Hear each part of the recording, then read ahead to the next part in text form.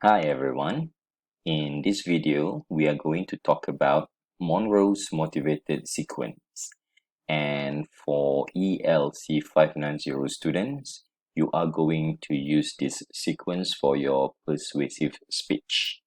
Okay, let's get started. So, a little bit of history. Monroe's motivated sequence was introduced by Alan H. Monroe. He was a speech professor at Purdue University, and he came up with this sequence in the 1930s. So it is a five-part framework for persuasive presentation. So this sequence involves five steps altogether. So what are the five steps? Let us see. The first step is called attention. Second is need. Next, satisfaction. Then we have visualization. And lastly will be action. So all these five steps is what we call Monroe's motivated sequence. And usually this sequence is used for persuasive presentation. Like for instance, persuasive speech, like when people are pitching ideas or even when people want to sell something. All right. So let's take a look at this step one by one, and I will explain to you what it is together with some examples. First of all will be attention. So the first step is obviously to get the attention of the audience. You must grab the attention of the audience so that they would want to listen to you. Remember, you are going to persuade them. Okay, so for this purpose, I would like to use an example that I get from a video on YouTube. This is an advertisement. You can watch it later. So for the advertisement, at the very beginning, how does the video attract the attention of the audience? Is by putting a famous artist. All right, at the very beginning of the video, as you can see. So Justin Bieber, he is an international artist, very famous. So when people see his face, of course, people will pay attention to him.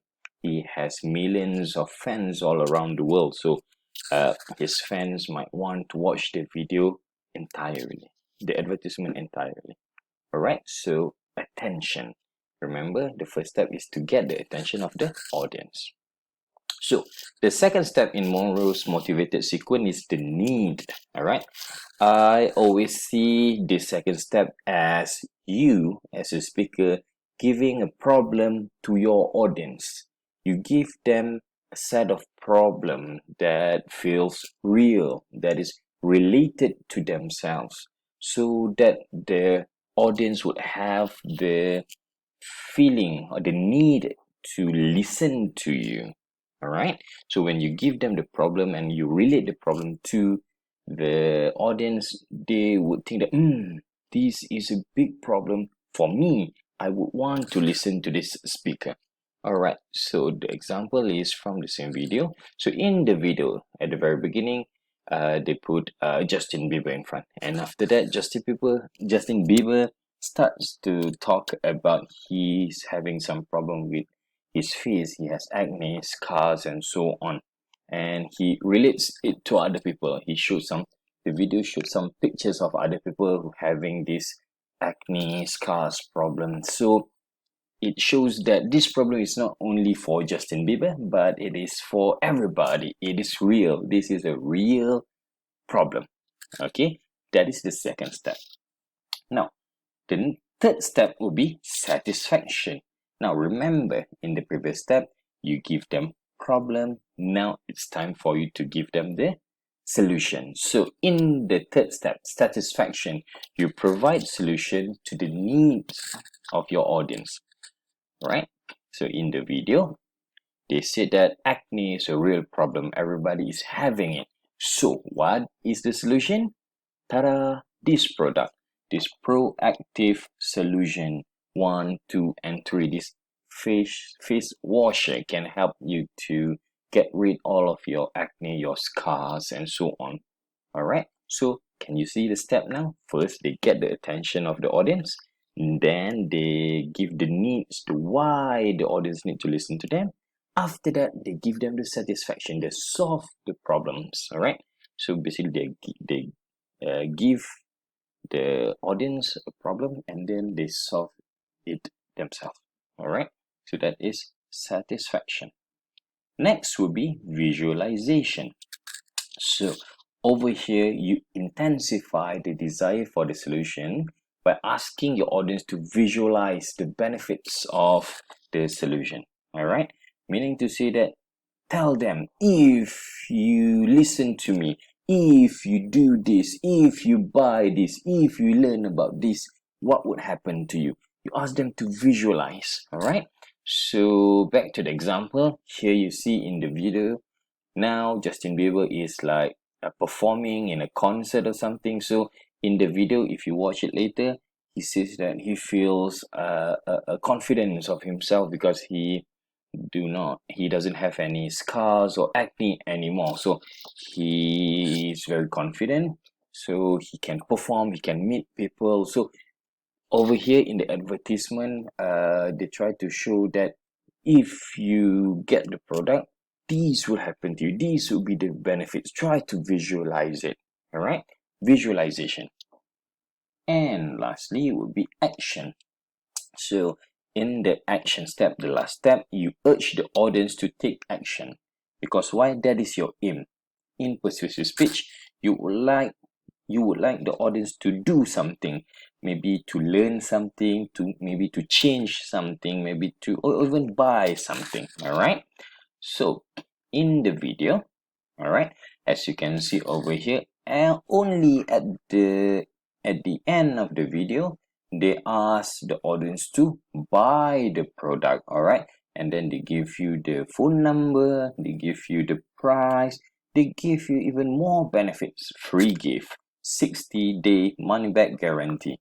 You can use your Visa, your MasterCard, and so on to buy this product. All right. So action will be the last one. Why? Because that is the biggest aim for persuasive speech. They would like people to do something for them, to change something, to buy something, to learn something maybe. All right. So there you have it, everybody. Let's go back to the previous slide over here. That is Monroe's motivated sequence. All right. We start with attention, need, satisfaction, visualization, and lastly would be action. All right. To give you further examples, let's take a look at this one. All right. So how are you going to implement this Monroe's motivated sequence into your persuasive speech? This is how. Over here, as you can see, I'm giving you an example of how to use Monroe's motivated sequence for persuasive speech. So let's just say, for instance, your aim is to persuade audience to learn sign language. All right, the sign language. So here you can see you can develop your ideas and arrange it according to Monroe's motivated sequence. So firstly, the attention. How are you going to get the attention of your audience? Maybe you're going to do a bit of demonstration of sign language. Maybe you are going to greet your audience using sign language. All right. After that, the need. Why do the audience need to listen to you? The problem. All right. So maybe you can say, by doing this, you can talk to people. You can communicate with people who have who have disability, for instance, right, or special need. All right. You can help them. You can listen to them. All right. You can exchange ideas and so on. So how are they going to do it? The satisfaction. All right. The satisfaction is to learn sign language. All right. So over here, you talk about sign language, the types of sign language maybe. All right. So you describe the sign language for them. And then visualization. Visualization. You ask them to picture, if you learn sign language, what can you do? You can travel all around the world. Can use sign language to talk to people. All right. You can try to understand them try to communicate with the people with disabilities and things like that. All right. And lastly will be the action. So for the action, you say, all right, everybody, now that you have listened on the benefits of sign language, come sign up to this website and learn about sign language today. All right. So basically, that is how you use this Monroe's motivated sequence for your persuasive speech later. All right, everybody. So I guess that will be all from me. So as usual, if you want to learn more, you want to read more about this, you can always go to the book The Art of Public Speaking by Stephen Lucas. That is all. Thank you.